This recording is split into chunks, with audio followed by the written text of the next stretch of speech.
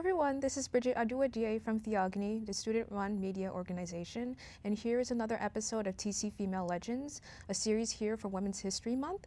Women's History Month is a time where we celebrate the contributions women have made in history and contemporary society. With me today, I have Lieutenant Jordan Cirenza, Field Artillery Squadron, 3rd Cavalry Regiment.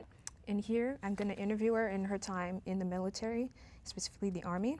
So Jordan, can you tell me about what you did right after high school? Did you go to college or did you join the Army? What did you do?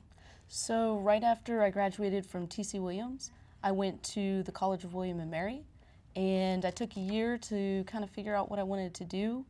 In the summer after my freshman year, I kind of felt a calling to be in the military. So I joined the Virginia National Guard and then the ROTC program at William and Mary my sophomore year. So from there, I did basic training in high school, and I did a joint program where I was in ROTC and the National Guard. And then I commissioned in 2016, as well as graduated from William and Mary. And then I began my active service. Okay. Describe your time on the National Guard and your work leading up to when you were commissioned. So I wanted to do the National Guard because I went through basic combat training, which is the training that all trainees go through in order to become United States Army soldiers.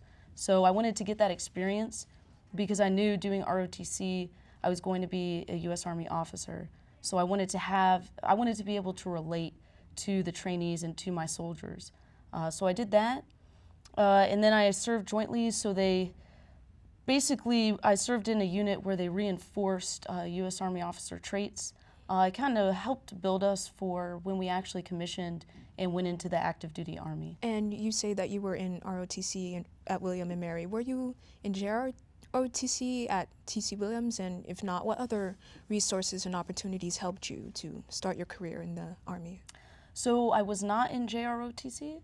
I liked the Army, but I didn't know that I had an interest to serve myself until I was in college. Mm-hmm. So really the resources that I had were when I actually joined, I met a lot of people, and the relationships and the friendships that you make when you're in ROTC and you're doing something like serving your country. Yeah. It's a very unique atmosphere, and I made a lot of close relationships that kind of helped me get to where I am today.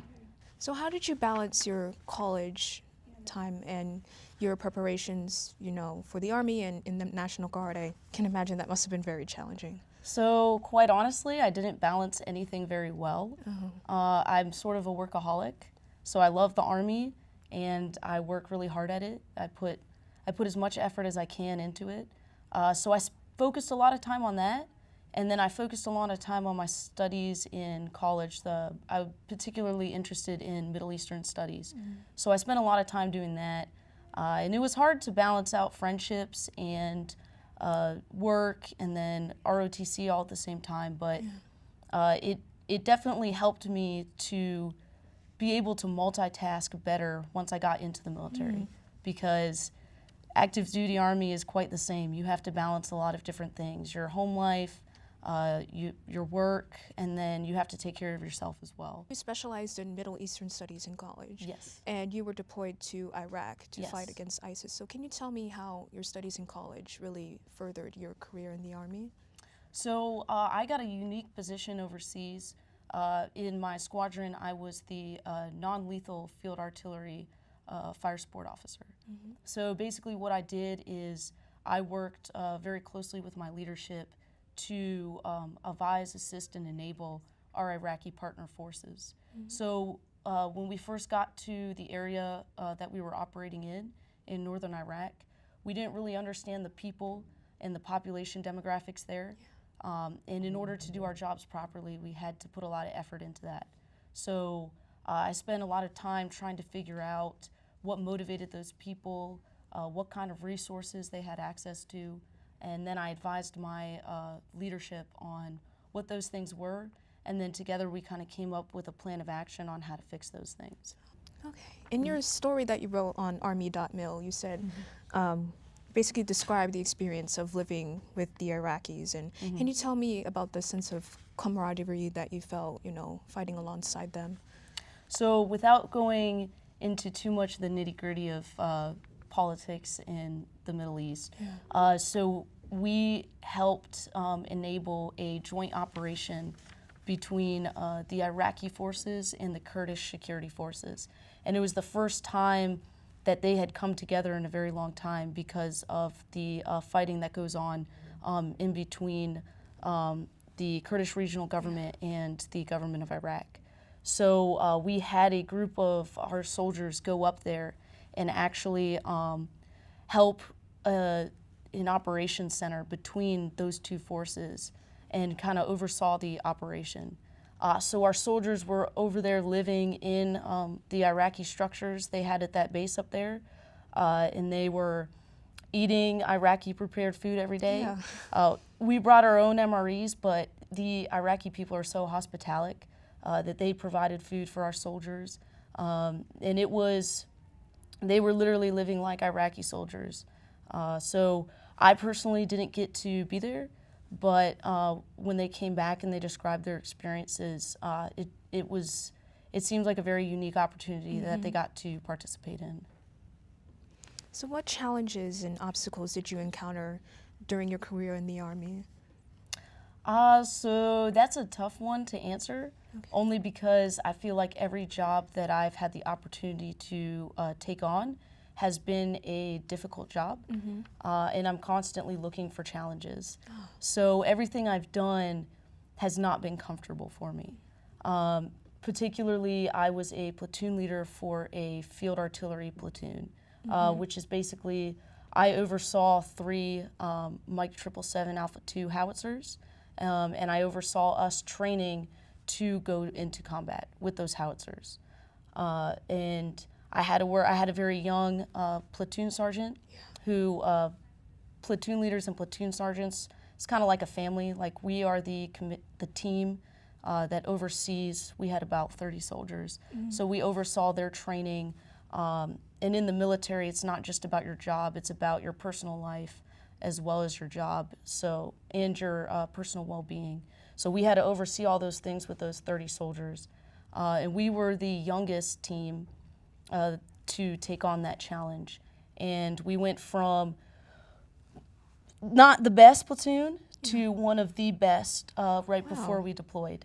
And to us, it was a huge achievement because we had spent a lot of time, we had a lot of frictions with each other because we had to learn how to work together properly. Not every soldier is perfect. You know, soldiers have families and personal issues, and we have to work with them hand in hand to overcome those things. So it took a lot of time and effort, and I didn't get a lot of personal time, but in the end, it was worth it because I learned more about my resiliency and more about how much I loved the job that I was doing. So you've experienced both college and the military, which, you know, are 2 paths that people often feel that they have to choose between instead of just choosing both of them. So I want to know what lessons that you've learned in the military that you did not learn in college. I learned that life is a lot harder than we expect it to be, or where we see it as. I wouldn't say I was living in a bubble, but I had to deal with issues in the military that people my age haven't had to deal with. They haven't had to take care of soldiers who are in the hospital because, you know, they almost overdosed. Or they don't have to take care of soldiers who go to jail because of something, or have to work through financial struggles with soldiers who have kids who they're trying to support. It's a lot of very adult things that you don't intend to expect when you're going from high school to college to the military. So I learned a lot about life, and I learned a lot about how to work through issues, how to deal with things properly, or if you don't know how to deal with things, that there are always resources out there that you can use. Okay. Can you tell me about the work that you're currently doing or the next operation that you may be on? So right now, our squadron is going back into a training cycle so that we can eventually deploy again. So I am my squadron's fire direction officer, which means that I oversee all of the fire direction operations that go on within the squadron. So what that entails is just making sure that our rounds, when we shoot them from the howitzers, they land safely, they land accurately.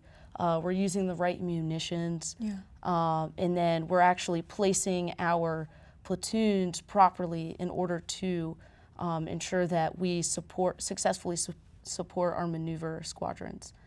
So it's a big job, but I am very excited to do it because I'm very passionate about the fire direction side of field artillery. There's a lot that goes into it, and it'll be a challenge, of course, but I'm excited. So what influential women in history inspire you the most, and what challenges have you read about that really just inspire you? So I don't have a woman in particular in history that I really look to on a daily basis, but I do look to my mom the most. She is the mother of 7 children, and we all have very different personalities, and she has been extremely resilient through many aspects of her life. And she has, taught me how to be a better person, taught me a little bit about how resiliency looks like, and she's always been there to support me no matter what. And so I try to emulate her on a daily basis and try to be as kind and as awesome as she is. What advice do you have for other women who are looking to go into the Army and perhaps follow the same path as you did? So I have a lot of women are starting to come into combat arms more fully, and what I always tell them is don't look at being a woman in the military as being a woman in the military. Because quite honestly, if you look at that, then you won't focus on doing your job. So I always say focus on yourself, focus on doing your job, because if you do your job well and you take care of yourself, then it's almost like your reputation will precede you. So it won't matter if you're a woman or not. Because my experience is I haven't felt like because I'm a woman that I've endured any hardship or been treated unfairly. Like I've worked really hard and I've been rewarded for it, and I continue to work hard, and I continue to see those benefits. So I would say just focus on doing your best, and then nothing else will matter.